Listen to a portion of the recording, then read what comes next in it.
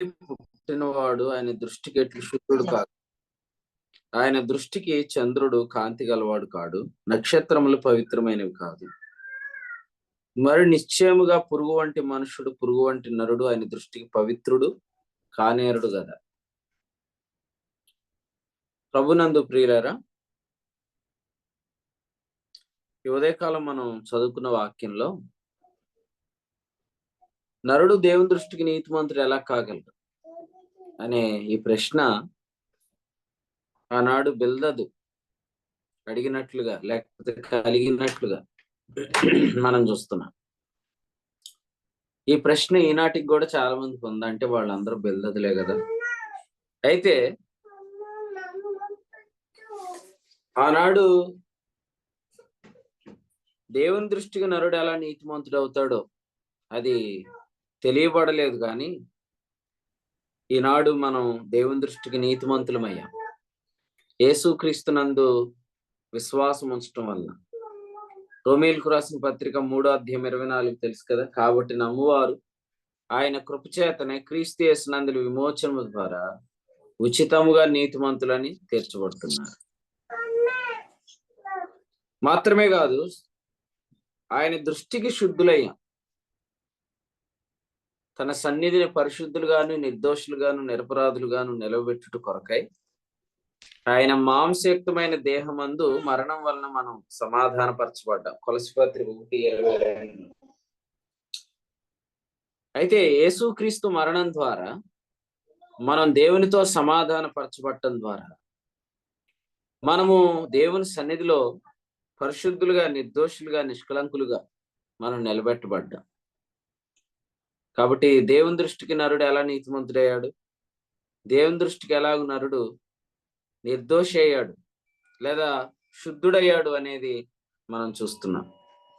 యేసుక్రీస్తునందలి విశ్వాసం మూలంగా మాత్రమే కదా. అక్కడ ఉంది, స్త్రీకి పుట్టినవాడు ఆయన దృష్టికి ఎలా పవిత్రుడు అంటే, హెబ్రీ పత్రిక 10వ అధ్యాయంలో కూడా మనం చదువుతున్నాం.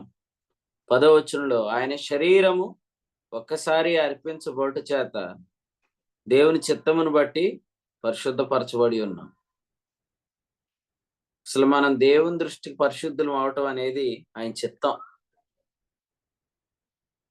చూడండి, మనం దేవుని దృష్టికి నీతిమంతులు కాకపోతే, నిర్దోషులు కాకపోతే, పరిశుద్ధులు కాకపోతే రిస్క్ మనకే కాదు, ఆయనకి కూడా రిస్కే. రిస్క్ అంటే మీకు అర్థం అవటానికి ఎలా చెప్తాను. యెషయా గ్రంథం 1వ అధ్యాయం చూడండి. యెషయా గ్రంథం 1వ అధ్యాయం. యెషయా గ్రంథం 1వ అధ్యాయం 11 చదువుదాం. 11. యెహోవా సెలవిచ్చిన మాట ఇదే, విస్తారమైన మీ బలులు నాకేలా, దహన బలులకు పొట్టేళ్లును బాగుగా మేపిన దూడల క్రొవ్వును నాకు వికసమాయను. కోడెల రక్తమందైనను, గొర్రెపిల్లల రక్తమందైనను, మేకపోతుల రక్తమందైనను నాకు ఇష్టము లేదు. 12. నా సన్నిధిని కనబడవాలని మీరు వచ్చున్నారే, నా ఆవరణంలో త్రొక్కుటకు మిమ్మల్ని రమ్మనవాడేవాడు?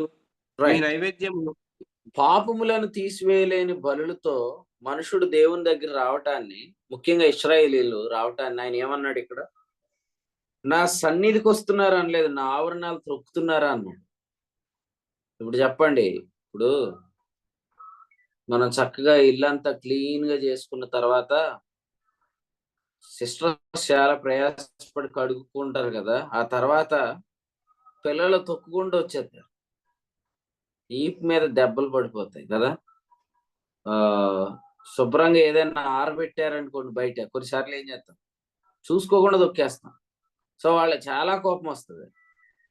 వాస్తవంగా దేవుని సన్నిధికి ఈ బలులు అర్పించడానికి వచ్చే వాళ్ళందరూ కూడా ఆయన సన్నిధికి వస్తున్నారని రాసుకోలేదు.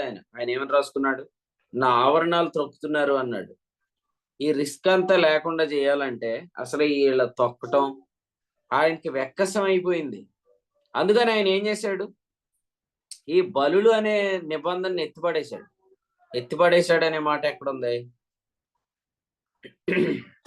కొలస్సీలకు రాసిన పత్రిక 1వ అధ్యాయంలో ఏమన్నాడు చూడండి. కొలస్సీలకు రాసిన పత్రిక 1వ అధ్యాయం 15వ వచనంలో మనకు అడ్డము లేకుండా ఎత్తివేసి అసలు ఆ నిబంధనను ఆయన తీసేశాడు. మనం దేవుని దృష్టికి నీతిమంతులం కాకపోతే, మనం దేవుని దృష్టికి పరిశుద్ధులం కాకపోతే, మనము ఆయన ఆవరణములను త్రొక్కేవారంగా ఉన్నాం. మనమంటే మనకంటే అవకాశమే లేదులేండి. ఇశ్రాయేలీలు అనుకోండి, ఇశ్రాయేలీలు వారు బలుల చేత ఆయన దగ్గర రావటాన్ని బట్టి వారి బలులు ఆయనకి వెక్కసం అవుతున్నాయి. మాత్రమే కాదు, వారు ఆయన ఆవరణములను త్రొక్కుతున్నట్లుగా మనం చూస్తున్నాం. నాకు ఇష్టం లేదు అంటున్నాడంటే అర్థం ఏంటి? చూడండి, నాకు ఇష్టం లేదు అంటున్నాడంటే అర్థం ఏంటి? అది ఆయనకి చాలా ఇబ్బందిగా ఉంది అని అర్థం. అదే హెబ్రీ పత్రిక 10:24లో ఇప్పుడు మనల్ని సమాజంగా కూడటం మానొద్దు అంటున్నాడు. అప్పుడేమో మీరు నా ఆవరణాలు త్రొక్కుతున్నారు అన్నాడు. ఇప్పుడేమో సదాకాలము నిలుచు ఒక్క బలి సమర్పించబడింది 10:14లో. ఇప్పుడేమంటాడు? సమాజంగా కూడటం మానొద్దు అంటాడు. అప్పుడేమో రానీకండి అంటాడు. ఇప్పుడేమో రండి రండి అంటాడు. చూడండి, ఇప్పుడు మలాకి గ్రంథంలో ఏమన్నాడు చూద్దాం. మలాకి గ్రంథం 1వ అధ్యాయం.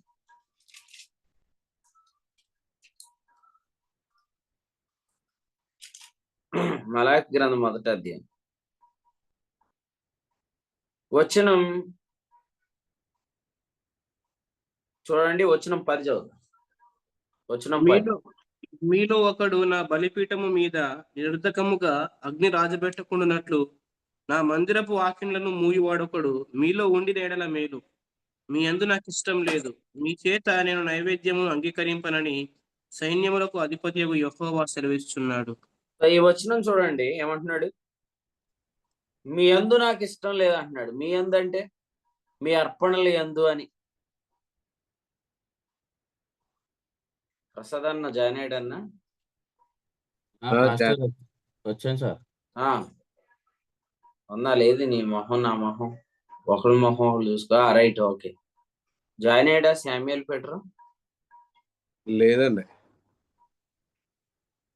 ఒకసారి ఫోన్ చేయన్న సత్యప్రసాద్ అన్న. చేస్తాను సార్, చేస్తాను. చేయండి. రైట్, వినండి. మలాకి గ్రంథం 1వ అధ్యాయంలో ఇక్కడ ఏముంది? ఎందుకంటే వీళ్ళు వాక్యాలు వేరుగా చెప్పేస్తున్నారు. సేవకులు వాక్యాలు వినకపోతే వీళ్ళు వేరుగా వాక్యాలు చెప్పేస్తున్నారు. మన అండర్లో ఉన్నప్పుడు నీకు ఇష్టమైంది కావాలి దేవునికి, బలి అర్పణ కోరలేదు దేవుడు అని పాట వచ్చేస్తుంది మళ్ళీ ప్రసంగాల్లో. మళ్ళీ ఆడికి వెళ్ళిపోతుంది ట్రైన్. రైట్, మలాకి గ్రంథం 1వ అధ్యాయం 10వ వచనం ఏమన్నాడు? మీ చేత నేను నైవేద్యములు అంగీకరింపనని సైన్యములకు అధిపతి యెహోవా సెలవిచ్చున్నాడు అన్నాడు. కాబట్టి ఇక్కడ ఏమన్నాడు? తలుపు మూసేవాడు కావాలి అన్నాడు. తలుపు మూసేయండి, నా ఆవరణాలు త్రొక్కేస్తున్నాయి. పాత నిబంధనలో తలుపు మూసేవాడు కావాలి. క్రొత్త నిబంధనలో ప్రకటన గ్రంథం 3:20 ఏమన్నాడు? ఎవడైనాను నా స్వరం విని తలుపు తీసిన ఎడల అన్నాడు. ఇక్కడేమో తలుపులు తీయండి, రండి రండి రండి అని పిలుస్తున్నాడు. అక్కడేమో రావద్దు అంటున్నాడు, తలుపులు వేసేయండి అంటున్నాడు. కారణం ఏంటంటే వారి అర్పణల యందు ఆయనకి ఇష్టం లేదు. నేను చెప్పే కదా, గతంలో నేను అనుకునేవాడిని లేవి కాండంలో అద్దండి ఇద్దండి ఇత్తండి అత్తండి అంటాడు, మళ్ళీ మొహమాటానికి అదొద్దు ఇదొద్దు నాకు ఇష్టం లేదు అంటాడేంటి, దేవుడు కూడా మంట అయిపోయినేమో, పెట్టండి పెట్టండి అని మళ్ళీ అందరూ ఏమనుకుంటారని వద్దు వద్దు అంటారు కదా మనం. అలాగా దేవుడు ఏంది కావాలన్నాడు లేవి కాండంలో, మళ్ళీ కీర్తన గ్రంథంలో నీకు ఇష్టం కాదు నాకు ఇష్టం లేదు అంటాడు ఏంటి అనుకునేవాడిని అనమాట. అది హెబ్రీ పత్రిక అర్థమైతే గాని ఈ పరిచర్యలోకి వచ్చాక కానీ నాకు అర్థం కాలేదు. కాబట్టి వినండి, ఎందుకు వద్దు అంటున్నాడంటే, ఎందుకంటే ఆ బలులు అర్పించే వాళ్ళు ఎవరైతే ఉన్నారో ఆ బలులు యందు ఆయనకి ఇష్టం లేదు. ఆ బలులు అర్పించేవారు ఎవరైతే ఆయనకి తీసుకొని వస్తున్నారో ఆ బలుల వల్ల వారి మనస్సాక్షికి సంపూర్ణ స్థితి కలగట్లేదు. వారి మనస్సాక్షికి పాపజ్ఞప్తి కలుగుతుంది. హెబ్రీ 13లో చెప్పాడు కదా, ఆ బలులు అర్పించట చేత ఏటేట పాపముల జ్ఞాపకమునకు వచ్చుచున్నది. అందుచేత ఆయన అంటున్నాడు, నా ఆవరణాలు త్రొక్కుతున్నారు, మాత్రమే కాదు తలుపు మూసేయండి అంటున్నాడు. తలుపులు మూసేయండి అంటున్నాడు. ఇప్పుడు చూడండి మరొకసారి వాక్యం చదువుదాం. మలాకి గ్రంథం మళ్ళీ తీయండి. మలాకి గ్రంథం మొదటి అధ్యాయంలో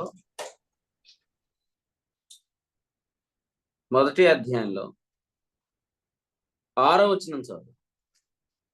కుమారుడు తన తండ్రిని ఘనపరచును గదా, దాసుడు తన యజమానుని ఘనపరచును గదా. నా నామమును నిర్లక్ష్య పెట్టు యాజకులారా, నేను తండ్రినైతే నాకు రావాల్సిన ఘనత ఏమాయను?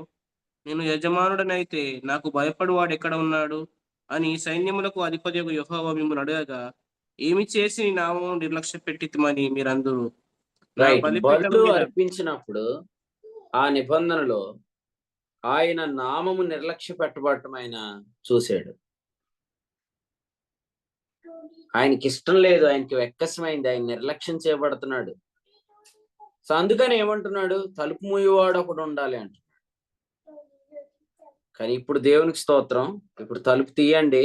ఎందుకంటే ఇప్పుడు ఆయన అంటున్నాడు ఏమనంటే, నా నామం పేరట అడగండి, నన్ను ఏం అడిగినా నేను చేస్తాను అంటున్నాడు. నా నామం నిర్లక్ష్యం చేయబడుతుంది అన్నాడు మలాకి గ్రంథంలో. ఇప్పుడు సమాజంగా కూడుట మానొద్దు, ప్రభు అయిన యేసుక్రీస్తు నామమున ప్రార్థన చేయండి అని అడుగుతున్నాడు. అందుకనే కొరింథీయులకు రాసిన మొదటి పత్రిక 1:2 రాయబడింది, వారికి మనకు ప్రభువు అన్న మన ప్రభు అయిన యేసుక్రీస్తు నామమున ప్రతి స్థలములో ప్రార్థన చేయ వారందరికీ శుభము అన్నాడు. కాబట్టి ప్రియులారా, నరుడు దేవుని దృష్టికి నీతిమంతుడు కాకపోతే ఎవరికి బాధ? నరుడు దేవుని దృష్టికి పరిశుద్ధుడు కాకపోతే ఎవరికి ఇబ్బంది? నరుడు దేవుని దృష్టికి పవిత్రుడు కాకపోతే ఎవరికి వెక్కసం అంటే దేవునికే. ఆ కోణంలో ఈ ఉదయకాలం ఆ ధ్యానం చేస్తున్నాం. మాత్రమే కాదు, 4వదిగా మనం గమనించినట్లయితే, మనం ఇందాక చదివిన వాక్యంలో యెషయా గ్రంథం మొదటి అధ్యాయంలో ఏమన్నాడంటే, మీ చేతులు నేను చూడలేకపోతున్నాను అన్నాడు. చూడండి ఆ మాట చదువు. యెషయా గ్రంథం మొదటి అధ్యాయంలో 15వ వచనం, మీ చేతులు చాపునప్పుడు మిమ్మల్ని చూడక నా కన్నులు కప్పుకొందును అన్నాడు. ప్రార్థన ఏ చేతులతో చేయమన్నాడు? పవిత్రమైన చేతులెత్తి ప్రార్థన చేయమన్నాడు. పవిత్రమైన చేతులు. పవిత్రమైన చేతులు అంటే ఏంటి? యెషయా గ్రంథం మొదటి అధ్యాయంలో 15లో మీ చేతులు రక్తంతో నిండి ఉన్నాయి అంటే ఎవరినో పొడి చేసి ఆ చేతులతో వచ్చేసి మళ్ళీ ఆ చేతులు ఎత్తి ప్రార్థన చేసేస్తున్నారు అనమాట వీళ్ళు. అందుకనే అంటున్నాడు ఏమనంటే, మీ చేతులు నేను చూడలేకపోతున్నాను. అంటే అర్థమైందంటే, ఆ బలులు అర్పించినంతకాలం నేను తప్పు చేశాను కాబట్టి బలి తెచ్చాను అంటాడు. బలి అర్పించి వెళ్ళి మళ్ళీ తప్పు చేసేస్తున్నాడు. అంటే పాపము చేయకుండుట అనే అనుభవాన్ని ఇవ్వలేని బలులు ఉండటం వల్ల వీళ్ళ చేతులు ఆయన చూడలేకపోతున్నాడు. అందుకని ఆ నిబంధన ఆయన ఎత్తివేశాడు. రోమా 14 ఆ నిబంధనకు ఆయన సమాప్తి. కొలస్సీ పత్రికలో మనం ఇందాక చదివిన దాన్ని ఆయన ఎత్తివేశాడు. కారణం ఏంటంటే, ఇప్పుడు చూడండి, మనం నిన్నే జ్ఞాపకం చేసుకున్నాం, ప్రతి విజ్ఞాపన కూడికు నేను తప్పు చేశాను, నన్ను క్షమించయ్యా, నేను పాపిని ప్రభువా, నా పాపాలు క్షమి, ఈ వారంలో తెలుసో తెలియకో చేశాననేది అసలు ఆయన వినలేడు ఆ ప్రార్థన. ఎందుకంటే ఇది ఇక్కడ రాసింది అదే. మరి మీరు మీ చేతులు చాచినప్పుడు మిమ్మల్ని చూడక నా కన్నులు కప్పుకొందును. పైన వచనంలో అన్నాడు 14లో, నియామక కూడికలంట ఆయనకు సహింపులేక విసుకొచ్చేస్తున్నాడు. ఎందుకంటే వచ్చేసాడు రా బాబు, వీడు మళ్ళీ చేతులు ఎత్తి ప్రార్థన చేస్తున్నాడు అంటే అనిపించిద్ది అంట ఆయనకి. వీడు ఈ వారంలో 4-5 పొడిచేసాడు, మళ్ళీ వచ్చి ఆ చేతులు ఎత్తి ప్రార్థన చేస్తున్నాడు అని బాధ అంట ఆయనకి. ఎందుకంటే క్రొత్త నిబంధనలో పొడిచేవాళ్ళ సంఖ్య చూడండి ఎలా ఉందో.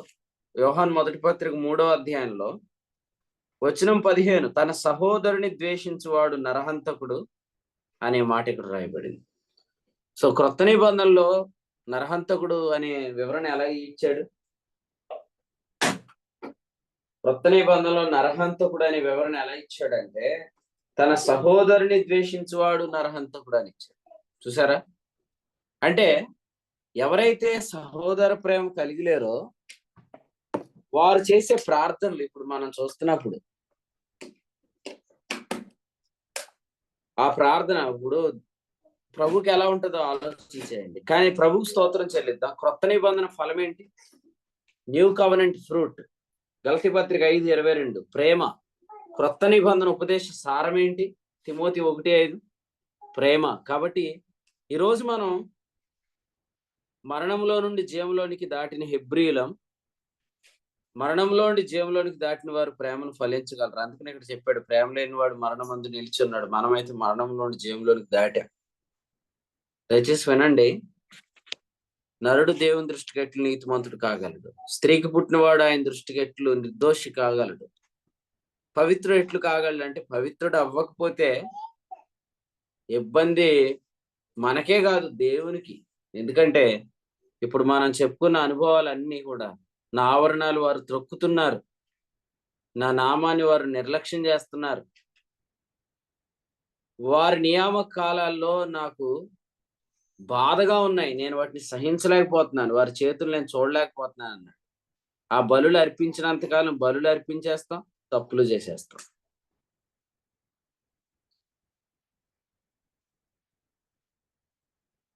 అంతేనా జాన్ పాల్? మనకి విసుకొచ్చేస్తుంది, ఆయనకి విసుకొచ్చేస్తుంది. ఎందుకంటే ఎన్నిసార్లు 31 రాత్రులు ఎన్ని ప్రార్థన చేస్తారు కదా. అసలే ఆ పరిచర్లో ఉన్నంతకాలం 31 రాత్రి ప్రార్థన, మళ్ళీ 1వ తేదీ సమర్పణ, తర్వాత అంతా మళ్ళీ యథామామూలే. మళ్ళీ 31 రాత్రి ప్రార్థన, జనవరి 1 సమర్పణ. ఏం ర్యాన్సమ్? అంతేనా? మనకే విసుకొచ్చేస్తుంది. మనమైతే ఇప్పుడు దాకా నిలబడ్డాం, కానీ కొంతమంది ఇంకంతే నా బతుకు మారదని మానేసిన వాళ్ళు కూడా ఉన్నారు ప్రార్థనలో. ఎందుకంటే ఇంకెన్నిసార్లు. కానీ వినండి, నిన్న సహోదరుడితో మాట్లాడుతుంటుంటే ఈ వాక్యాలు చెప్తుంటుంటే, అన్నా అసలు ఎలా సాధ్యం అన్నా అంటే, నువ్వు నమ్మి చూడు సాధ్యమవుతుందని. ఎందుకంటే వాక్యాలే నమ్మలే, అక్కడ ఉన్నాయి కూడా చదివి నమ్మలేకపోతున్నాడు. అంత దూరం తీసుకెళ్ళిపోయారు బోధల్లో. అక్కడున్న లేఖనంలో నువ్వు సదాకాలానికి క్రీస్తునందు సంపూర్ణుడిగా చేయబడ్డావు, నువ్వు నీతిమంతుడివే, పాపివి కాదు అనే విషయాన్ని చదివి కూడా అసలు ఇది ఎలా నమ్మాలి, ఇది ఎలా నమ్మాలని అడుగుతున్నంత గుడ్డితన అమాయకత్వంలోకి వెళ్ళిపోయింది క్రైస్తవ జీవితాలు. రోమా 6:11 ఏముంది చదువు బ్రదర్ అంటే, ఆయన చదువుతూ అన్నాడు, పాపం విషయమే మృతులు గాను, దేవుని విషయమే క్రీస్తునందు సజీవులు గాను మిమ్మల్ని మీరే ఎంచుకోండి అని ఉంది. రికాన్ యువర్ సెల్ఫ్ అనే మాట చదివి కూడా అసలే అలా ఎలా ఎంచుకుంటామన్నా, అసలు ఎలా ఎంచుకోవాలన్నా అంటే చూడండి, అంటే పాపినని ఎంచుకోవటం మాత్రం ఇష్టపడుతున్నారు, కానీ క్రీస్తు చనిపోయాడు నీ కొరకు, తిరిగి లేచాడా అంటే లేచాడు అంటున్నారు. అటువలే లైక్ వైజ్, ఇంగ్లీష్ లో రాయబడింది like wise reckon yourself. అటువలే మీరు ఎంచుకోండి అనేది ఎంచుకోలేకపోతున్నారు. అలా ఎంచుకోనంతకాలం తప్పులు చేస్తానే ఉంటాం. తప్పులు చేస్తూ ఆయన సన్నిధిలో ఇంక తప్పు చేయను అంటా ఉంటాం. అది మనకు విసుగు, ఆయనకి విసుగు. అందుకని అంటున్నాడు, వారు నా మందిర ఆవరణాలు త్రొక్కేస్తున్నారని. ఇప్పుడేమంటున్నాడు, సమాజంగా కూడటం మానొద్దు అంటున్నాడు. వాడు అగ్ని రాజు పెట్టకుండానట్లు తలుపు మూయవాడు నాకు ఒకడు కలడు అంటున్నాడు, ఉండాలంటున్నాడు. ఇప్పుడు అంటున్నాడు, నేను భోజనం చేస్తాను తలుపు తీయండి అంటున్నాడు. వారు నా నామాన్ని నిర్లక్ష్య పెట్టారన్నాడు. ఇక్కడ అన్నాడు, ప్రతి స్థలంలో యేసుక్రీస్తు నామాన్ని ప్రార్థించండి, నన్ను ఏమి అడిగినా నేను చేస్తానన్నాడు. అక్కడ అన్నాడు, మీరు చేతులు చాపుతుంటుంటే నేను చూడలేకపోతున్నాను అన్నాడు. ఎక్కడన్నాడు, పురుషులు పవిత్రమైన చేతులెత్తి ప్రార్థన చేయండి అన్నాడు. కాబట్టి ఆలోచన చేయండి, ఆ బలులు యందు ఆయనకి ఇష్టం లేదు. చూడండి, యెషయా గ్రంథం 1వ అధ్యాయంలో ఆయన చెప్పిన మాట మనం చదివితే, యెషయా గ్రంథం 1వ అధ్యాయంలో 18వ వచనం చదువు. యెషయా గ్రంథం 1వ అధ్యాయం 18. యెహోవా ఈ మాట సెలవిచ్చున్నాడు, రండి మన వివాదము తీర్చుకొందము, మీ పాపములు రక్తము వలె ఎర్రనివైనను అవి హిమము వలె తెల్లబడును, కెంపు వలె ఎర్రని వైనను, అవి గొర్రె బొచ్చు వలె తెల్లని వగును. యెషయా గ్రంథం 1వ అధ్యాయం 18 చదవండి. ఏడైనా ప్రశాంత్? యెహోవా ఈ మాట సెలవిస్తున్నాడు, రండి మనం వివాదము తీర్చుకుందాము. మీ పాపము రక్తం వల్లే ఎర్రని వైనను, అవి హిమం వల్లే తెల్లబడు. కెంపు వల్లే ఎర్రని వైనను, అవి గొర్రెబొచ్చు వల్లే తెల్లని. ఈ మాట చూడండి, అంటే అంతగా కడిగే రక్తం ఏది? ప్రభు అయిన యేసుక్రీస్తు రక్తమే. ఎందుకంటే ఇదే వచనం ఎక్కడ నెరవేరింది? ప్రకటన గ్రంథం 1వ అధ్యాయం చూడండి. ఆయన తలయు తల వెంట్రుకలు హిమము అంత ధవళముగా ఉండేను. 14 వచనం. ఈ వచనం ఇక్కడ నెరవేరింది. ఇంత తెలుపు ఎలా వచ్చింది అన్నాడు? అదే మళ్ళీ ప్రకటన గ్రంథం 7వ అధ్యాయం వచనం 14, గొర్రెపిల్ల రక్తములో తెలుపు చేసుకొనిరి అని ఉంది. అంటే యేసుక్రీస్తు ప్రభు రక్తము, యేసుక్రీస్తు ప్రభు బలి కోసం తండ్రి పిలిచాడు, దేవుడు పిలిచాడు. అంతేగాని ఆ బలులు పట్టుకొని రండి అనలేదు. ఎందుకంటే ఆ బలులు పట్టుకొని వస్తే ఎర్రని వైనను హిమము వలె తెల్లబడును అనేది లేదు. మన వివాదం తీర్చుకుందాం అంటున్నాడు. వివాదం ఎందుకుంది? పాపాలు తీసివేయబడకపోతే వివాదం ఉంటది. ఆయనే ఉంటాడు, నీకు ఇంకా ఒకటి కొదువుగా ఉందా అంటాడు. ఇప్పుడు చూడండి, మనం ప్రాజెక్ట్ సబ్మిషన్ చేసే వాళ్ళకి తెలుస్తుంది. వర్క్ చేసి వెళ్ళిన తర్వాత కూడా ఏమంటారు, ఇది కొంచెం సరి చేయండి, ఇది కరెక్ట్ గా లేదంటారు. ఎందుకు మీ పై ఆఫీసర్లు అలాగంటారు. వెళ్ళి సరి చేసుకొని వస్తాం, మళ్ళీ ఏమంటాడు, ఇది కాదు ఇలా పెట్టాలి, ఇది ఇక్కడ కాదంటాడు. మూడోసారి వెళ్తాం, అలా అంటాడు. చెప్పండి, పాత నిబంధనలో మూడోసారి అంటే అర్థం ఏంటి?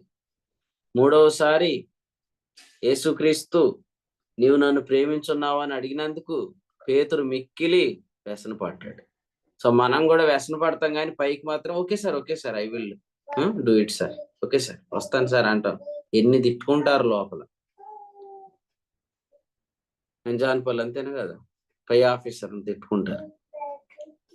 మీరు చెప్పండి, ఇప్పుడు రండి మన వివాదం తీర్చుకుందాం అంటే ఈ యవనస్తుడు లూకాసు వార్త 18లో నీకింకా ఒకటి కొదువుగా ఉందా అనగానే మిక్కిలి వ్యసన పడుతూ వెళ్ళిపోయాడు అన్నమాట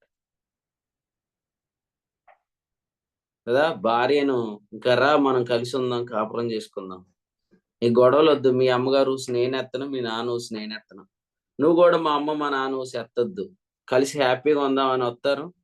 3 సార్లు మాట్లాడుకుంటారు, మళ్ళీ ఇక నీకు ఒకటి కొదువు ఉంది అంటాడు, వెళ్ళిపోతుంది.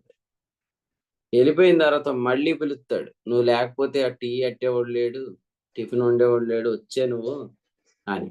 అప్పుడు మళ్ళీ వస్తుంది, మళ్ళీ నీకు ఒకటి కొదువు ఉందంటే మళ్ళీ ఈయన వెళ్ళిపోతుంది. సో ఇలాగూ ఇక ఒక రోజు వీళ్ళిద్దరు మాట్లాడుకుని రండి మన వివాదం తీర్చుకుందాం. ఎలాగ కాదు, ఒకటి కొదువు ఉన్నట్టు కాదు, అసలే ఆ మచ్చ కూడా కనపడకుండా కడిగి వేసే రక్తంతో మన వివాదం తీర్చుకుందాం. ఇప్పుడు చూడండి, యేసు ప్రభు దగ్గరికి మనం వచ్చాం. ఆయన మనల్ని ఎప్పుడు చూసినా మనల్ని ఎలా చూస్తున్నాడంటే, అదే ప్రకటన గ్రంథం 1వ అధ్యాయంలో చెప్పాడు. ఏమనంటే, ఆయన తలయు తల వెంట్రుకలు తెల్లని ఉన్నిని పోలినవి. అంటే ఇప్పుడు ఆయన మన మీద ఒక్క పాపం కూడా ఆయన కనుగొనలేడు. ఇప్పుడు నీకు ఇంకా ఒకటి కొదువుగా ఉన్నది అనేది కాదు, కానీ ఇప్పుడు ఆయన మనకి ఇంకా నావన్నీ నీవని చెప్తున్నాడు. నీ దగ్గర ఒకటి కొదువు ఉందా అంటలేదు. ఇప్పుడు ఏమంటున్నాడు? లూకాసు వార్త 15వ అధ్యాయంలో ఏమన్నాడు? తండ్రి తన కుమారుని చూసి అంటున్నాడు, నావన్నీ నీవి అంటున్నాడు. దేవునికి స్తోత్రం. కానీ వీడికి ఏం అర్థం అవట్లేదు. వీడు ఇంకా పాతపాటి పట్టాడు. ఏమన్నాడు? నీ ఆజ్ఞని నేనే అన్నాడు, మేరలేదు అంటున్నాడు 29. సరే సావు అన్నట్టు. ఎప్పుడు అర్థమైద్ది? అప్పుడే అర్థమైద్ది. అప్పుడు దాకా అంతే. క్రొత్త నిబంధన పాటకే పాత పాటకి ఎంత తేడా చూడండి. క్రొత్త నిబంధన పాట ఆయన ఏమంటున్నాడు? నావన్నీ నీవే అన్నాడు 31. కానీ వీడు పాత పాట ఏంటి 29? నీ ఆజ్ఞల్లో నేను అన్నాడు మేరలేదు. సరే మేరలేదు, మరి మేరలేనప్పుడు సంతోషం ఉండాలిగా. బాల్యం నుండి అనుసరిస్తున్నాను అన్నాడు వాడు. మరి బాల్యం నుండి అనుసరిస్తే 10 ఆజ్ఞలు ఆచరిస్తే నీతిమంతుడివేగా. మళ్ళీ నిత్య జీవం కావాలంటే ఏం చేయాలని మళ్ళీ ఇంకెందుకు అడుగుతున్నావు? కాబట్టి చూడండి, ఇవన్నీ దొరికిపోతారు, స్టేట్మెంట్స్ లోనే దొరికిపోతారు. ఏమాశిష్ బాల్యం నుండి 10 ఆజ్ఞలు ఆచరిస్తున్నాడు అనుకో, 10 ఆజ్ఞలు ఆచరించినోడు ఎవడు? 10 ఆజ్ఞల వల్ల నీతిమంతుడు. నీతిమంతుడు నిత్య జీవనికి వారసుడు కదా. మరి ఆ నిశ్చేత ఎందుకు లేదు? అన్ని ఆచరిస్తున్నాను అన్నవాడేమో నిత్య జీవం కావాలంటే నేనేం చేయాలంటాడు. ఈ పెద్దోడు ఏమంటాడు, నీ ఆజ్ఞ నేను ఎన్నడూ మేరలేదు, అయినా నాకు సంతోషం లేదంటున్నాడు. ఇప్పుడు ఆ పాటలన్నీ పక్కన పెట్టే కొత్త పాట ఉంది, నావన్నీ నీవి. యెషయా గ్రంథం ఏమన్నాడు శామ్యూయల్ పీటర్ గారు, పాస్టర్ గారు, మీరు పిలిస్తే గాని రావట్లేదేంటండి? నిద్ర సరిపోవట్లేదు మీకు? రండి రండి రండి అంటే వస్తున్నారు. యెషయా గ్రంథంలో 55వ అధ్యాయంలో ఇలా అన్నాడు చూడండి. ఏమన్నాడంటే, నావన్నీ నీవంటే అర్థం ఏంటంటే, రోకలు ఏమియు ఇయ్యకయే. 55వ అధ్యాయం మొదటి వచనం, రోకలు ఏమి ఇవ్వకుండానే. మొత్తం ఎవరండా మొత్తం అందరికి మెలకు వచ్చేటట్టు చేశారు రాజేష్ అన్న అన్మ్యూట్ చేశాను అన్నా. వాక్యం చదువుదామని అన్మ్యూట్ చేశాను, అవి వచ్చేసినాయి. మేలే చేసావన్నాను. రోకలు ఏమి ఇవ్వకుండా అందరి నిద్ర లేకు. దేవుని స్తోత్రం. నీవు ఇచ్చట ఉండుట అందరికి క్షేమకారం. ఒక్కోసారి మైక్ ఆన్ చేసాను. ఇప్పుడు లాజరస్ అన్న కూడా చక్కగా చూసారు, ఎంత ఫ్రెష్ అయిపోయాడు ఒకేసారి. యెషయా గ్రంథం 55వ అధ్యాయం మొదటి వచనం ఏముంది? రోకలు లేకపోయినాను, దేవునికి స్తోత్రం, ఏమి ఇయ్యొద్దు, నావన్నీ నీవంటే అసలే ఏమి ఇవ్వకుండా ఎలాగనేది నమ్మటం కష్టం అయిపోయింది ఇప్పుడు అందరికి కదా. అదే చూడండి, ఈ షాపింగ్ మాల్లో ఉచితం అని ఉంటదా? ఉచితం అంటే డబ్బు లేకుండా పర్సన్ని ఇంటికాడ పెట్టేసి ఏమి ఎక్కర్లొద్దంటే నువ్వు వచ్చేవే చీరలు కొంటాను నీకు, ఉచితం అంటే మొత్తం ఉచితంగా తీసుకెళ్ళిపోదాం అని అంటారా? ఉచితం అనే మాట అక్కడ అబద్ధంగా ఉన్నా కూడా వెళ్ళి డబ్బులు ఇచ్చి ఉచితం అనే మాటని ఎవ్వరు క్వశ్చన్ చేయరు. ఇదేంటి మీరు ఉచితం ఉచితం అని పెట్టారు, మేము డబ్బులు ఇస్తే గానీ ఏమి ఇస్తలేదు అని ఎక్కడ అడగరు. కానీ బైబిల్లో ఉచితం అని ఉండగానే అసలు ఏమి ఇవ్వకుండా ఎలా ఇచ్చేస్తాడండి రక్షణ అని దేవుని మీద దెబ్బలాడేస్తున్నారు. ఎంత పాడైపోయింది చూసారు మనం. ఆదాము రేపొద్దున పరలోకం వెళ్ళిన తర్వాత ఆదాము నేను పిలుతాను, మీరు అందరూ కూడా కూర్చోబెట్టి అసలు ఏంట్రా బాబు ఇలా చేసావు తాత అని మీరు అందరూ అడగాల. ఎందుకంటే ఆదాము వల్ల చూసారా ఎంత పాడైపోయాం. షాపింగ్ మాల్లోనేమో ఉచితం అని ఉంటే డబ్బులు ఇచ్చి తెచ్చుకుంటాం. అదేంట్రా బాబు ఉచితం అని పెట్టావు, డబ్బులు ఇస్తే గానీ ఏమి ఇస్తలేదని అక్కడ అడగం. ఇక్కడ బైబిల్లో ఉచితముగా నీతిమంతులుగా ఉచితంగా ఎలాగైపోతామండి నీతిమంతులు? ఏం చేయకపోతే అని మన మీద గొడవడేస్తున్నారు. రోమాపత్రిక 4:5 పని చేయక భక్తిహీనుని నీతిమంతునిగా తీర్చువాని అందు విశ్వాసము నీతిగా ఎంచబడిద్ది అంటే ఏ పని చేయకుండా ఎలా నీతిమంతులు అయిపోతామండి అని దెబ్బలాడేస్తున్నారు. ఎందుకు అవుతామంటే, కష్టపడిన వాడు ఒకడు, కష్టఫలంలో ప్రవేశించేవాడు ఒకడు అంటే ఆ వాక్యం కూడా ఉంటుందా బైబిల్లో అనుకుంటారు. ఉందని మనం చూపించాలి. యోహాను సువార్త 4:38వ వచనంలో చెప్పాడు, ఇతరులు కష్టపడరే మీరు వారి కష్టఫలంలో ప్రవేశిస్తున్నారని. అది చూపించిన తర్వాత కూడా ఆ వాక్యం చూస్తూనే అడుగుతారు, అసలే ఇది ఎక్కడ న్యాయం అండి అని. ఈ న్యాయం పేరే విశ్వాస న్యాయం.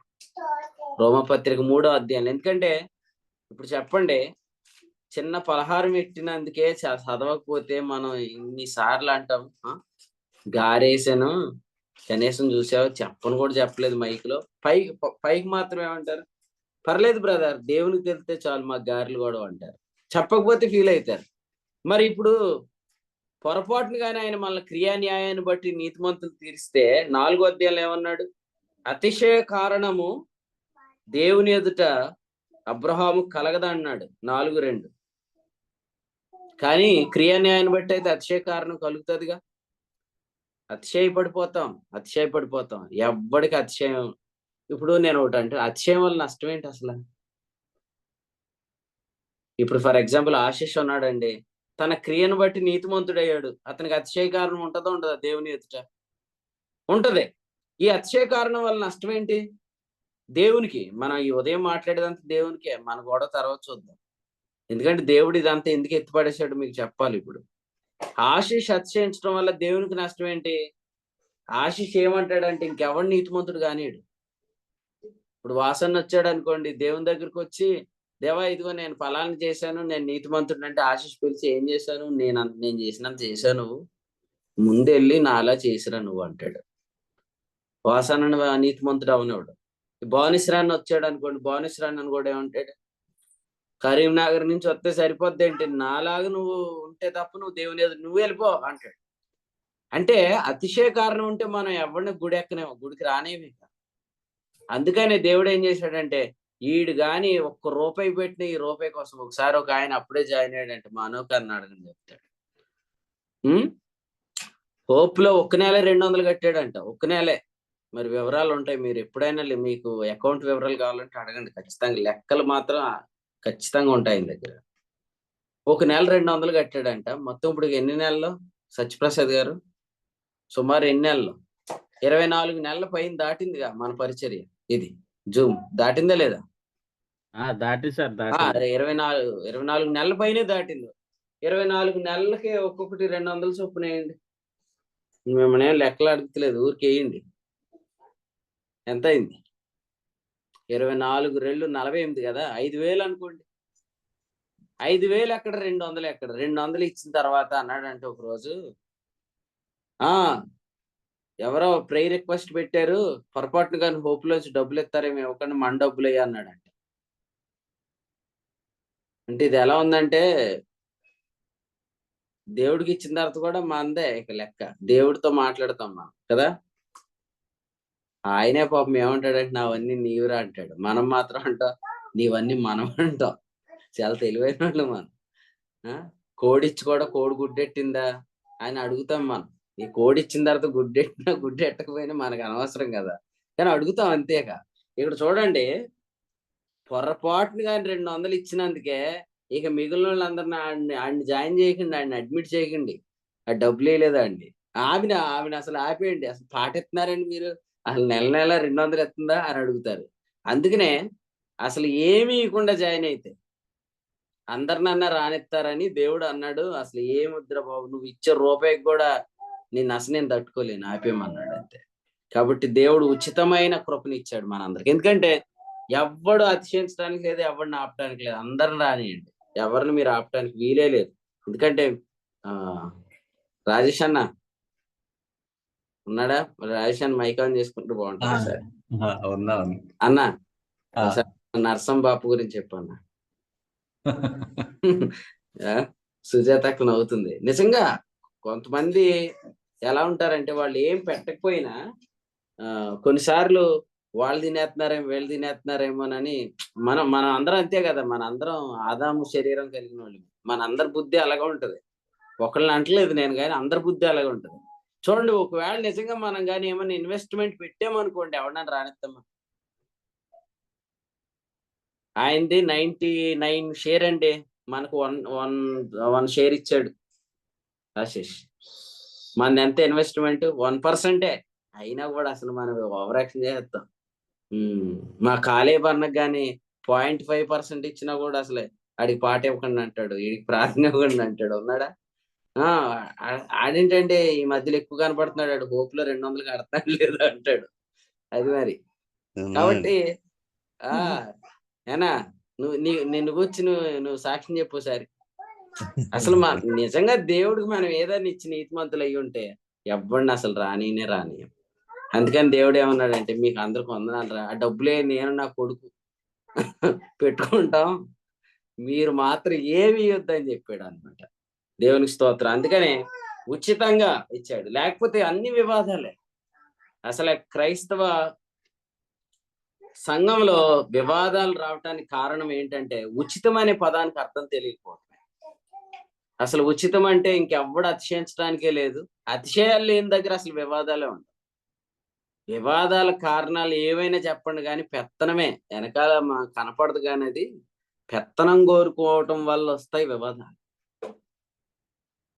అన్నా మాకు కొంచెం హెబ్రీలో చెప్పాను, ఈ మధ్యలో హెబ్రీ భాష చెప్తున్నా కదంటే అద్భుతంగా చెప్పేస్తాను చూడండి. షారాయి అంటే జగడగొండ అని ఉందా తెలుగు బైబిల్లో, కానీ ఇంగ్లీష్ లో ఏముంటది చదవండి ఎప్పుడైనా మీకు ఆసక్తి ఉంటే. షారాయి అంటే ఏముంటది అంటే డామినేటివ్ అని ఉంటది.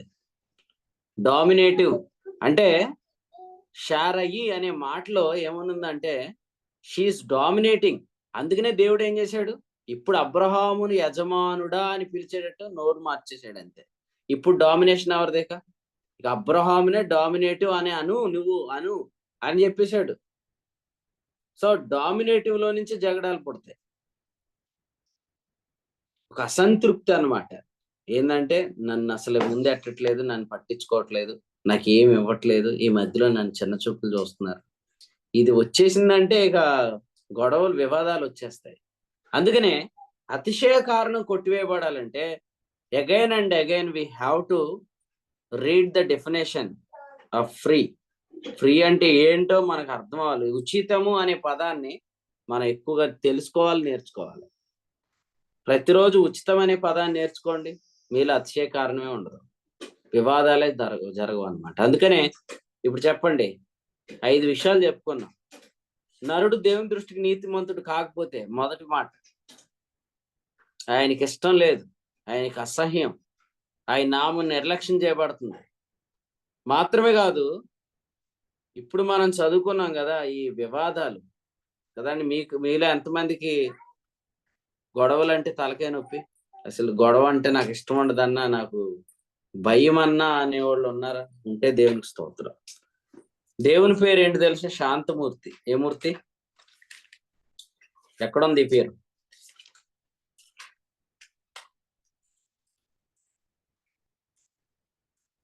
కొనుక్కుమాటి శాంతమూర్తి గారు ఎక్కడుంది చెప్పండి. బైబిల్లో శాంతమూర్తి ఎక్కడుంది? యోవేలు గ్రంథం 2వ అధ్యాయం. కనీసం యేసు ప్రభు వచ్చేలో బైబిల్లో కొన్ని ఎక్కడున్నా గుర్తుపెట్టుకోండి. యోవేలు గ్రంథం 2వ అధ్యాయంలో వచనం మనం చదువుతున్నాం చూడండి. శాంతమూర్తి 13వ వచనం. మనలో ఒక్కరికి ఆ పేరు లేదు, ఎవరో ఒకరికి పెట్టేయాలనిపిస్తున్నాను. శాంతమూర్తి. శాంతమూర్తి అనే పేరు దేవుందా? అందుకనే ఆయనకు అసలు వివాదాలు నచ్చవు. ఈ బలులు ఉన్నంత కాలం వీడిని నేను నీతిమంతుడిగా చేయకపోతే ఎప్పుడు గొడవలే. నేనేమంటాను, నీకు ఇంకా ఒకటి కొదువుగా ఉందంటాను, వాడేమో వ్యసన పడుతూ ఉంటాడు. చూడండి, అనోకన్న వాళ్ళ అబ్బాయితో మాట్లాడుతూ ఉంటాడు. నేను గమనిస్తూ ఉంటాను అనమాట. అరే నాన్న ఎక్కడున్నావురా అని. ఎందుకంటే పిల్లలకి అసలే విసుగు పుట్టకూడదు, వ్యసనం పుట్టకూడదు. మనం చాలా జాగ్రత్తగా డీల్ చేస్తాం వాళ్ళని. ఎందుకంటే పిల్లలు ఏమంటారు, విసుక్కుంటారు. మా నాన్న కూడా అంతే, మా డాడీ కూడా. ఎందుకంటే విసుక్కుంటాం, నువ్వు అజ్జే ఇజ్జే అంటే విసుక్కుంటాం కదా. వాళ్ళు విసుక్కోకుండా ఉండటానికి కొంచెం స్వీట్ గా మాట్లాడతాం అనమాట. ఈ విసుగులు, ఈ వివాదాలు, ఇవన్నీ మనకు నచ్చవు. శాంతమూర్తి అయిన వాడు ఇలా చెప్తున్నాడు, రండి మన వివాదం తీర్చుకుందాం. ఇప్పుడు మనకి దేవునికి ఏమైనా వివాదం ఉందా? వచ్చినప్పుడల్లా ఆయన మెడ మీద కూడా ముద్దు పెట్టేస్తా ఉంటాడు. మనమేమో ఆయనతో కలిసి పరలోక తండ్రితో నాట్యం చేసేసి మళ్ళీ ఎప్పుడు ప్రార్థన అడితే అప్పుడు నాట్యం చేసేస్తున్నాం. ఎంత హ్యాపీగా ఉంది చూడండి. ఇప్పుడు వివాదాలే లేవు. జాను, ఏమైనా వివాదాలు ఉన్నాయా? తీర్చుకుందాం రండి, వివాదాలు ఏమన్నా లేనందుకు ప్రభుకు స్తోత్రం. దేవునితో వివాదం లేకపోతే ఎవరితో వివాదం లేకుండా అయిపోతుంది. ఎందుకంటే వర్టికల్ గా ఎప్పుడైతే మనము సరిగ్గా ఉంటామో హారిజంటల్ గా కూడా మనం సరిగ్గా ఉంటాం. రోమపత్రిక 5వ అధ్యాయం 1వ వచనం చదవండి, ఏముంది అక్కడ? కాబట్టి విశ్వాస మూలమున మనం నీతిమంతులుగా తీర్చబడి మన ప్రభు అయిన యేసుక్రీస్తు ద్వారా దేవునితో సమాధానము కలిగి ఉన్నాము. అక్కడ ఇంకో మాట ఉంది, కలిగి ఉందము అని ఉంది. కలిగి ఉండాల్సింది ఎవరితో? కలిగి ఉన్నది ఎవరితో? కలిగి ఉన్నది దేవునితో. కలిగి ఉండాల్సింది ఎవరితో? హెబ్రీయులకు రాసిన పత్రిక 12వ అధ్యాయం 14వ వచనం. అందరితో సమాధానము కలిగి ఉండుటకు ప్రయత్నించండి. దేవునికి స్తోత్రం. అందరితో. కొంతమంది ప్రియులు అంట. ఏ ప్రియులు? ప్రభునందు ప్రియుల, కలహ ప్రియులు. అది కొరింథీయులకు రాసిన మొదటి పత్రిక 11వ అధ్యాయంలో చెప్పాడు. ఏమనంటే, ఎవడైనను కలహప్రియుడుగా ఉన్న ఎడల అన్నాడు ఇక్కడ 11వ అధ్యాయంలో వచనం 15-16. కలహప్రియులు, భోజన ప్రియులు ఉంటారు కానీ కలహప్రియులు కూడా ఉంటారు కదా. ఈ రోజు ఒక్కరోజే గొడవ అవ్వలేదని వెళ్ళిపోతాం చూసారా, ఆ లోపు పిలిచి మరీ గొడవ పట్టేసుకుంటారు. అయిపోయింది, ఈ రోజు కూడా అయిపోయింది. అట్లా ఉంటది అనమాట.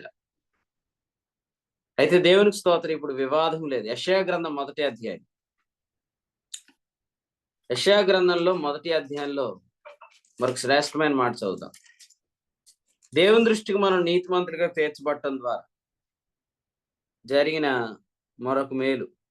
దేవునికి, మనకు మాత్రమే కాదు, దేవునికి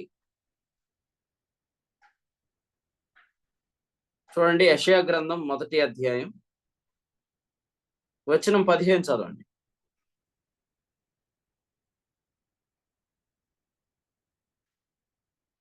చదవండి. ప్రశాంత్ చదువుతలేదు, మీరు చదవండి. ఎవరో మీరు మీ చేతులు చాపినప్పుడు మిమ్మల్ని చూడక నా కన్నులు కప్పుకొందును. మీరు బహుగా ప్రార్థన చేసినను నేను వినను. మీ చేతులు రక్తంతో నిండి ఉన్నది. చదవండి. 16, 17 కూడా చదవండి. మిమ్మల్ని కడుక్కునుడి, శుద్ధి చేసుకునుడి. మీ దుష్క్రియలు నాకు కనపడకుండా వాటిని తొలగించుడి. కిడి చేయటం మానుడి, మేలు చేయ నేర్చుకునుడి. న్యాయము జాగ్రత్తగా విచారించుడి, హింసించబడి వారిని విడిపించుడి. తండ్రి లేని వానికి న్యాయము తీర్చుడి, పెద్దవరాని పక్షముగా వాదించుడి. రైట్. ఇది వాస్తవంగా యెషయా గ్రంథంలో ఏమన్నాడు? ఇది ఉపవాసం అన్నాడు కదా. ఇప్పుడు చూడండి, మనం దేవుని కొరకు దీక్షలు చేస్తాం, ఉపవాసాలు చేస్తాం, దేవుని కొరకు మృక్కుబళ్ళు చేసుకుంటాం. అయితే ఇవన్నీ కూడా ప్రభు ఏమంటున్నాడంటే, అవి అలా కాదు, ఇలా చేయండి. ఇలా చెప్తున్నాడు. ఏమన్నాడంటే, విధవరాలి పక్షంగా వాదించండి, తండ్రి లేని వారికి న్యాయం తీర్చండి, న్యాయం జాగ్రత్తగా విచారించండి, హింసించబడు వారిని విడిపించండి అంటున్నాడు అనమాట. ఇదంతా ఎందుకు చెప్తున్నాడంటే, ఆ బలులు అర్పిస్తున్నప్పుడు చేసే ఉపవాసాలన్నీ ఎలా ఉంటాయంటే, ఉపవాసాలు చేస్తారు కానీ ఇవన్నీ కూడా యథావిధంగానే ఉంటాయి. అంటే తండ్రి లేని వాడికి ఏం న్యాయం చేయరు. చూసారా, మన దేవుడు ఎంత గొప్పోడు అంటే, అబ్రహాము చనిపోయిన తర్వాత 4వ తరం వరకు న్యాయం చేశాడండి. అబ్రహాం ఎప్పుడోడు?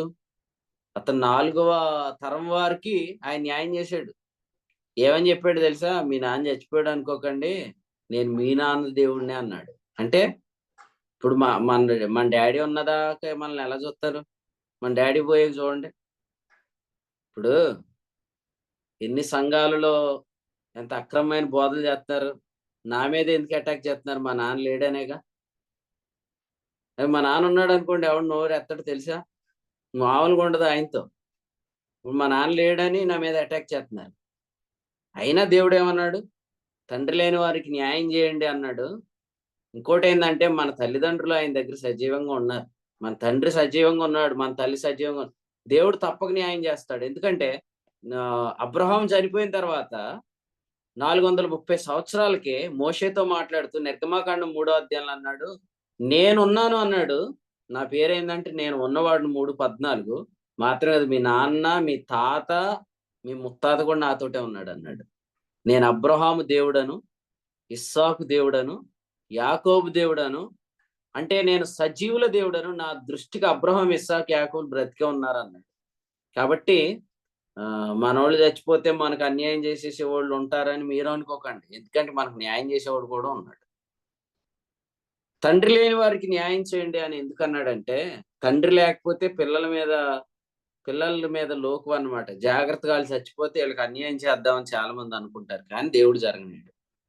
అందుకనే మనం ఎప్పుడు దేవుని కోర్టులోకి వెళ్ళిపోవాలి అంతే. ఆయన కోర్టులో మనకి ఎప్పుడు న్యాయం జరుగుతుంది. లోకాసు వార్త 18వ అధ్యాయంలో రాశాడు కదా, ఏమని? ఆయన తప్పక న్యాయం చేస్తాడు. ఏ సందర్భంలో రాశాడు? యేసుప్రభు ఉదాహరణ కూడా చాలా అద్భుతంగా చెప్పాడు. అన్యాయస్తుడైన న్యాయాధిపతి అంట. ఒక టైటిల్ చూడండి, అన్యాయస్తుడైన న్యాయాధిపతి మేలు చేస్తే నేను చేయనా అన్నాడు. చేయకపోతే ఆ టైటిల్ నాకు తగిలించండి, ఆ దండ ఎత్తుకొచ్చి నాలో వేసేయండి అన్నాడు. అంతే దాని అర్థం.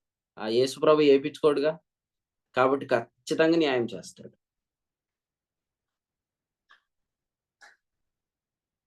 రాత్రి వాక్యం అంటుంటే ఇలా చెప్తున్నాడు అనమాట దేవుడి సేవకుడు. ఏమనంటే, పాత నిబంధనలో న్యాయాధిపతి సంసోను గుడ్డివాడయ్యాడు. పాత నిబంధనలో నెబుకద్నెజరు కొనిపోయిన రాజు గుడ్డివాడయ్యాడు. పాత నిబంధనలో ఏలి గుడ్డివాడయ్యాడు. అయితే ప్రభుకు స్తోత్రం చెల్లిద్దాం, మన న్యాయాధిపతి మాత్రం ఎవరు? అగ్నిజ్వాల వంటి కన్నులు గలవాడు. తుయితేర సంఘంలో ఉన్నాడు. ఏమన్నాడు? అగ్నిజ్వాల వంటి కన్నులు గలవాడు, హృదయములను అంతరింద్రియములను పరీక్షించువాడు. 2:23 కదండి. లోకు చేసి ఆడుకుంటే ప్రభు ఊరుకోడండి. ఎందుకు అనుకున్నారు? మీరు చూడండి, సంసోనుతో వాళ్ళు ఏం చేస్తున్నారు? వాళ్ళందరూ ఆటలాడుతున్నారు కళ్ళు లేవని చెప్పి. అలాగూ ఈ రోజు కూడా మన జీవితాల్లో ఎవరు చూడట్లేదు కదా అని గేమ్స్ ఆడితే దేవుడు చూస్తూ ఊరుకోడు అనమాట. దేవుడు చాలా గొప్ప కార్యాలు మన జీవితాల్లో జరిగిస్తాడు. అంచేత ఈ ఉదయకాలం దేవునికి చాలా బాధాకరంగా ఉంది. ఎందుకంటే ఆయన ప్రజల్లో విధవరాల పక్షంగా మాట్లాడేవాళ్ళు లేకుండా పోయారు, తండ్రి లేని వారి పక్షంగా మాట్లాడేవారు లేకుండా పోయారు. ఇవన్నీ అలాగే ఉంచి ఏం చేసేస్తున్నారు? ఉపవాసాలు చేసేస్తున్నారు. అప్పుడు అసలైన ఉపవాసం ఇదే, అది కాదని ప్రభు చెప్తున్నాడు. ఇప్పుడు ఆ ఉపవాసం మనం చేయగలమా లేదా? తండ్రి లేని వారి పక్షంగా న్యాయం మాట్లాడగలమా లేదా? ఖచ్చితంగా మాట్లాడతాం. మీరు కానీ విశ్వాస న్యాయాన్ని అర్థం చేసుకోగలిగితే మీరు న్యాయంగా మాట్లాడతారు. నేను చాలా మందిని చూశాను, యేసు ప్రభు నందు విశ్వాసం వల్ల నీతిమంతులుగా తీర్చబడ్డామనే విశ్వాస న్యాయం ఎవరికైతే అర్థమైందో వాళ్ళు చాలా న్యాయంగా మాట్లాడతారు. స్వప్రయోజనాన్ని విచారించుకొని ప్రేమ వారిలో ఫలిస్తుంది కాబట్టి కొరింథీ మొదటి పత్రిక 13 వాళ్ళు స్వప్రయోజనాన్ని కూడా విచారించుకోకుండా న్యాయంగా మాట్లాడతారు. ఈరోజు ఏమి తీసుకోకుండా, ఎవరు సపోర్టివ్ గా ఉండరు కదన్నా, ఏమి తీసుకోకుండా అసలు ఏమొస్తుందన్న మీకు అని కూడా కొంతమంది ఆశ్చర్యపోతారు. ఎందుకంటే బైబిల్లో ఉంది కదా, యోహాను రాసిన 3వ పత్రికలో ఏముంది? వారు ఏమీ తీసుకోనక బయలుదేరి. దేవునికి స్తోత్రం. కొన్నిసార్లు మీరు చూడండి, పోలీసులు అందరినీ ఒకేలాగా ఆలోచిస్తారు. ఏదో ఇస్తే వీళ్ళు ఏదో చేస్తారండి. వాళ్ళే ఉంటారా? మంచి ఆఫీసర్స్ ఉంటారా? ఖచ్చితంగా ఉంటారు. ఉండరా? కాబట్టి అందరినీ మీరు ఒకేలాగా ఆలోచన చేయకండి. ఒకవేళ మన వాక్యానికి సంబంధించిన ప్రియులే ఈ డిపార్ట్మెంట్లు ఉంటే ఖచ్చితంగా వాళ్ళు ఏమీ తీసుకోకుండా, లంచాలు తీసుకోకుండా, అంటే ఈ అలవాటు పడిపోయిన లోకం కదా, కాబట్టి మనమే ఆశ్చర్యపోతాం. కానీ అలా చేసేవాళ్ళు చాలా మంది ఉన్నారు, అలా న్యాయం తీర్చేవాళ్ళు ఉన్నారు. కాబట్టి దేశంలో విధవరాల పక్షంగా ఖచ్చితంగా న్యాయం తీర్చే మాట్లాడే కృప ఆయనకి కావాలి. అందుకనే ఆయన త్వరగా మనల్ని ఆయన దృష్టికి నీతిమంతులుగా తీర్చుకున్నాడు. లాజరాన్ని ఇన్ని సమస్యలు ఉంటాయి దేవుని దృష్టికి నీతిమంతులు కాకపోతే. అందుకనే యేసుక్రీస్తునందు విశ్వాసం గలవారిని నీతిమంతునిగా తీర్చువాడినై ఉండుటకు ఆయన ఎలా బయలుపరిచాడు అన్నాడు రోమా 3:26. కరుణాధారముగా యేసు ప్రభుని దేవుడు బయలుపరిచాడు. కరుణాపీఠమా ప్రభు అయిన క్రీస్తు కరుణాపీఠ. మనం పాట రాశాం కదేది, ప్రభువా మా గుడారమా మామేఘ స్తంభము నీవే. ఆయన మన కరుణాపీఠం కూడా ఆయనే, మన బలిపీఠం కూడా ఆయనే, మన ఆశ్రయపురం కూడా ఆయనే. అందుని బట్టి ప్రభుకి మహిమ కలుగును గాక. ఈ ఉదయకాలం దేవుని వాక్యాన్ని వింటుండగా అసలు రూతు ఎవరు చెప్పండి? విధవరాలేగా, పరదేశి. మళ్ళీ ఇంకా మూడోది ఏంటంటే ఆమె భేద స్త్రీ. ఇన్ని అననుకూలతలో ఆమె పైన బోయాజుకి ఏం కలిగింది? కటాక్షం కలిగింది. అప్పుడు నయోమి చెప్తుంది, చచ్చిన వారికి బ్రతికిన వారికి ఉపకారము చేయక మానని ఇతడు మనకు విడిపింపగల వారిలో ఒకడు మనకు సమీప బంధుడు అన్నాడు. బోయాజు గురించి ఎంత మంచి సాక్ష్యం. చచ్చిన వాళ్ళకి బ్రతికిన వాళ్ళకి కూడా ఆయన ఉపకారం చేస్తాడని. అంత దయార్థ హృదయం, అంత ప్రియమైన కటాక్షం చూపించే మనస్సు ఎక్కడి నుంచి వస్తుంది? ఖచ్చితంగా తల్లిదండ్రుల నుంచి రాదు. అది మనం అనుకుంటాం కానీ తల్లిదండ్రుల నుంచి కాదు. కానీ అది గలతీ పత్రిక 5:22లో చెప్పినట్లుగా దయాళుత్వము అనేది ఆత్మఫలం. The fruit of the spirit అన్నాడు అండి. ఇక్కడ ఏమని చెప్పాడంటే దయాళుత్వం, మంచితనం. తల్లిదండ్రుల నుంచి వచ్చే కొన్ని మంచి లక్షణాలు ఉంటాయి, కానీ ఇప్పుడు కృపానిధికి ఆత్మఫలమా మంచితనం? కృపానిధి ఉన్నాడన్నా? ఉన్నాడండి. ఏడు మరి మాట్లాడ్డా?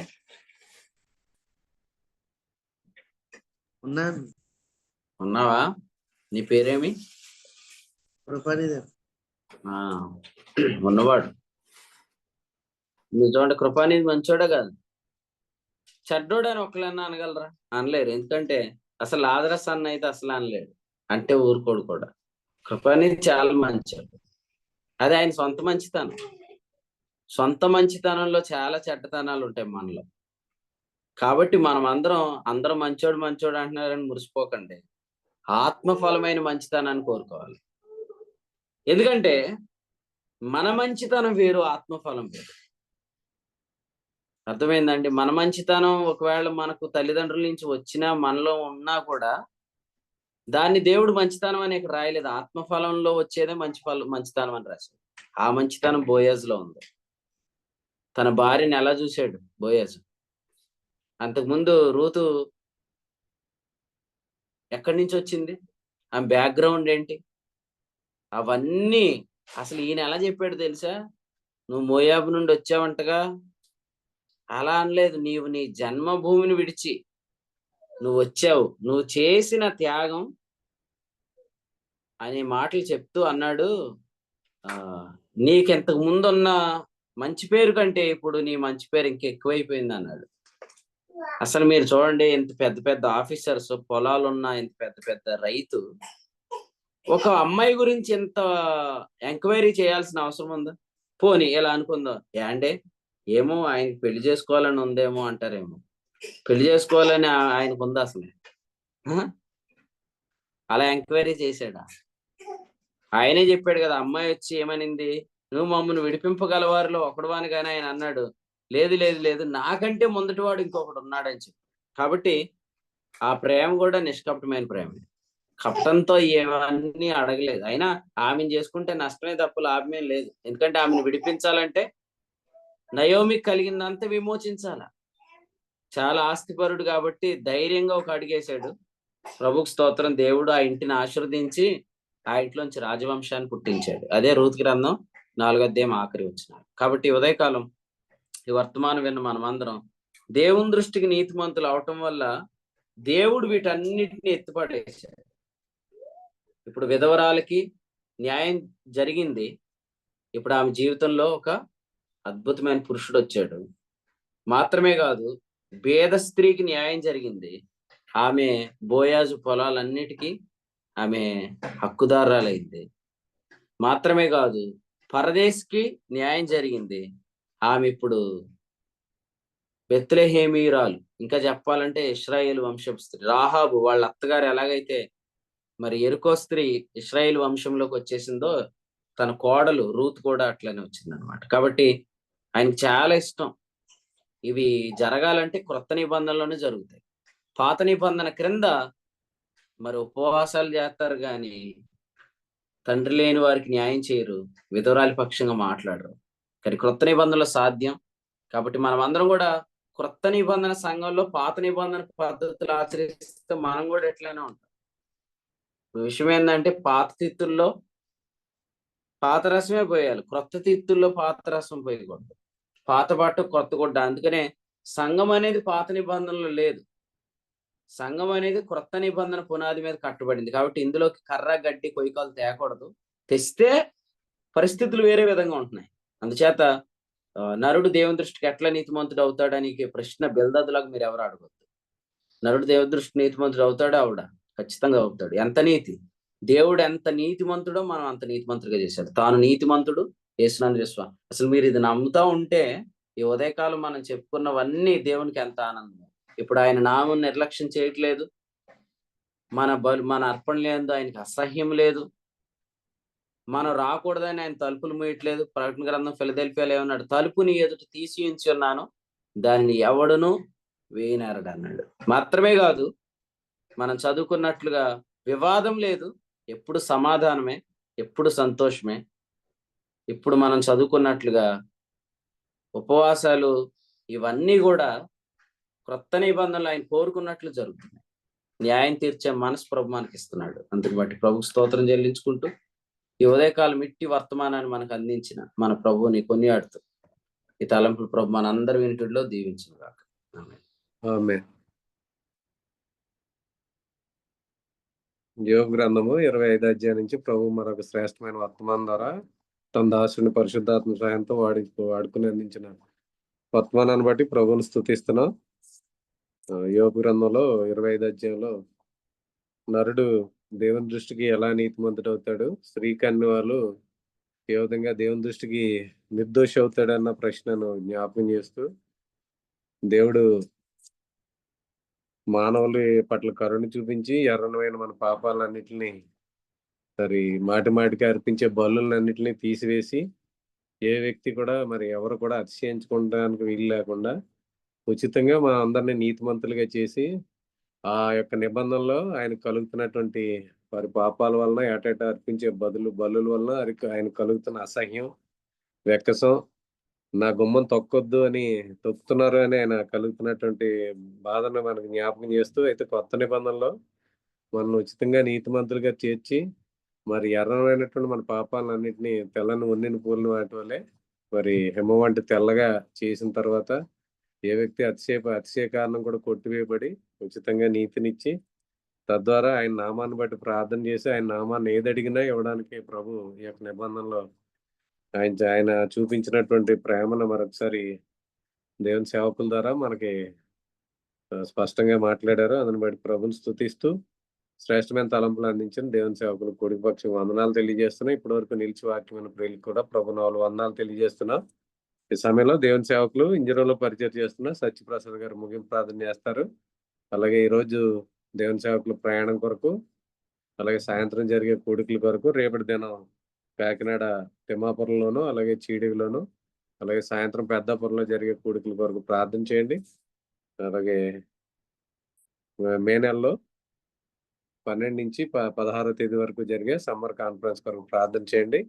ఈ సమయంలో దేవుని సేవకులు సత్యప్రసాద్ గారు ముగింపు ప్రార్థన చేసి కూడికలు ముగింపు చేస్తారు. వందనాలు అన్న. ప్రార్థన చేసుకుందాం. పరిశుద్ధమైన తండ్రి, మహోన్నతుడ, జీవాధిపతి, నీ స్తోత్రాలు. మరొకసారి నాయన ఈ ఉదయకాల సమయంలో ఉదయకాలము నీ కృపతో అరుణోదయముని నీ కృపతో మమ్మల్ని తృప్తిపరిచినందుకు మీకు స్తోత్రాలు స్తుతులు చెల్లిస్తున్నాం తండ్రి. యోబు గ్రంథంలో నుండి ప్రభువా నాయన ఈ దినాల్లో మీరు మాకు నేర్పిస్తున్న ప్రతి సంగతిని బట్టి మీకు స్తోత్రాలు చెల్లిస్తున్నాను. యోబు గ్రంథం 25వ అధ్యాయంలో బిల్దాద్ అడుగుతున్న ప్రశ్నకి నాయన మీరు ఇస్తున్న నేడు సంఘం ద్వారా ఇస్తున్న సమాధానాన్ని బట్టి మీకు స్తోత్రాలు చెల్లిస్తున్నాను. ప్రభా, నరుడు దేవుని దృష్టికి నీతిమంతుడు ఎట్లు కాగలడు అని అడుగుతున్న ప్రశ్నకి స్త్రీ యందు పుట్టిన మనుష్యుడు ఎలా శుద్ధుడు కాగలడు అన్న బిల్దాద్ అడిగిన ప్రశ్నకి ప్రభా ఈ ఉదయకాల సమయంలో మీరు మాకు నేర్పించిన తేటైన వర్తమానమును బట్టి మీకు స్తోత్రాలు చెల్లిస్తున్నాను. ఒక మనుష్యుడు నాయన ఎలా నీతిమంతుడుగా తీర్చబడగలడో మీరు మాతో మాట్లాడిన విధానం బట్టి మీకు స్తోత్రాలు ప్రభువా.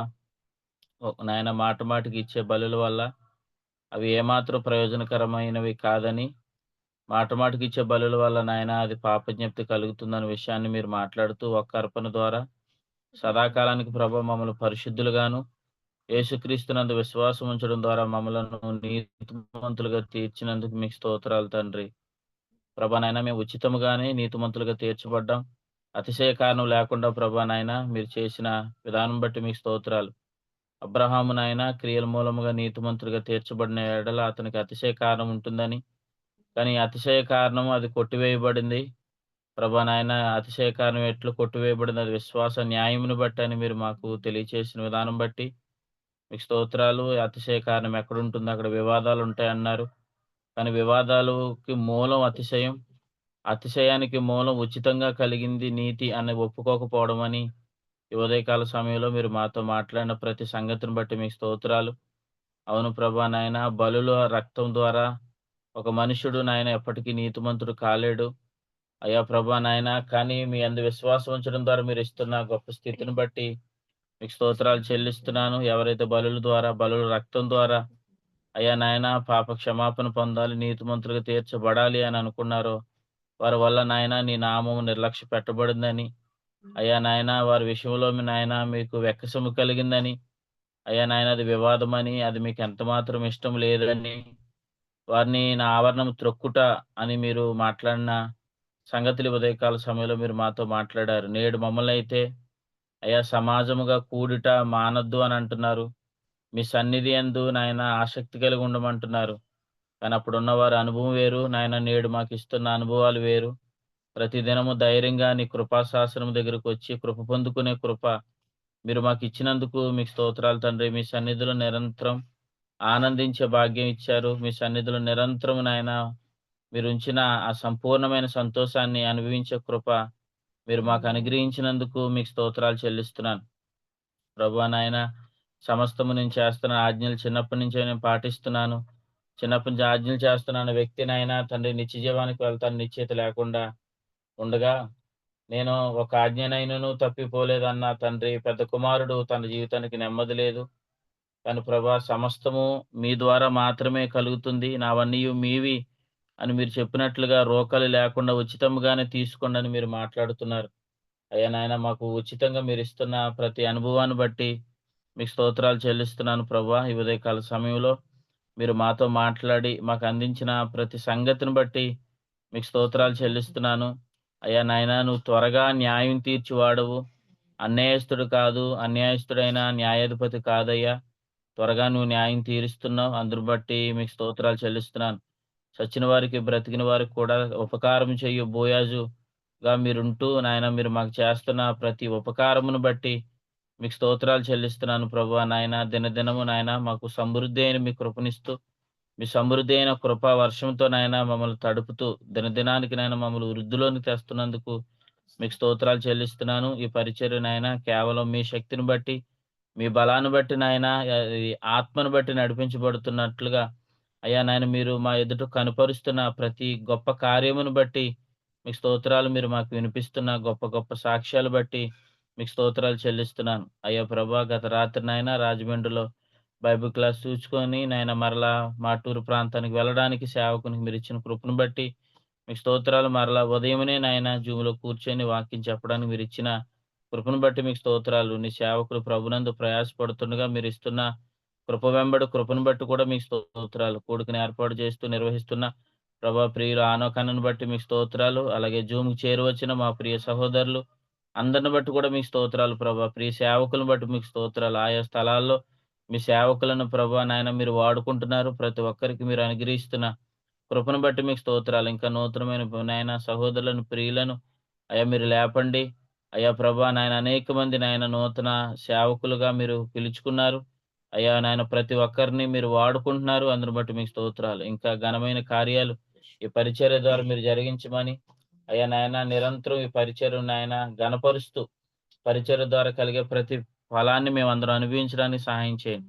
రేపటి దినాన్ని ప్రభ జరగనైన కాకినాడ ప్రాంతం తిమ్మాపురంలోను అలాగనైనా చీడుగులోను అలాగే పెద్దాపురంలో జరగనైన కూడుకులు బట్టి మీకు స్తోత్రాలు చెల్లిస్తున్నాను.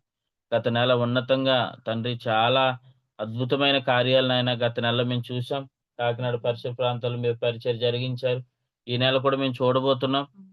ఘనమైన కార్యాలు జరిగించి అనేక ప్రజలను సత్యాన్ని ఎరిగేటట్లుగా మీరే సహాయం చేయమని ఈ ఉదయకాలం నాయన మా ప్రియులు చేస్తున్న ప్రతి పనిలోనూ ప్రతి ప్రయాణంలో కూడా మీరే సఫలతనిచ్చి మీ కృప చేత నడిపించమని మరలా రేపు ఉదయకాలం మేము కలుసుకొని మరలా మీ సన్నిధిలో గడిపే కృప మాకు అందరికీ దయచేయమని మా రక్షకుడు మీ ప్రియ కుమారుడైన యేసుక్రీస్తు ప్రభుల వారి పేరట స్తుతిస్తూ క్రీస్తునామం సమర్పించి ఈ కూడికను ముగిస్తున్నాం పరమ తండ్రి. ఆమేన్. వందనాలన్న. ఆమేన్. ముగింపు ప్రార్థన చేసిన దేవుని సేవకులు సత్యప్రసాద్ గారికి కూడికలో ఉన్న ప్రియులందరికీ వందనాలండి. ఒకరికొకరు వందనాలు తెలియజేసుకున్న తర్వాత ఈ కూడిక ముగింపు చేసుకుంటాం. అందరికి వందనాలండి. అందరికీ వందనాలండి. అందరికి వందనాలు. అందరికీ వందనాలండి. అందరికీ వందనాలండి. అందరికీ వందనాలండి. అందరికీ వందనాలు. అందరికీ వందనాలండి. అందరికీ వందనాలండి.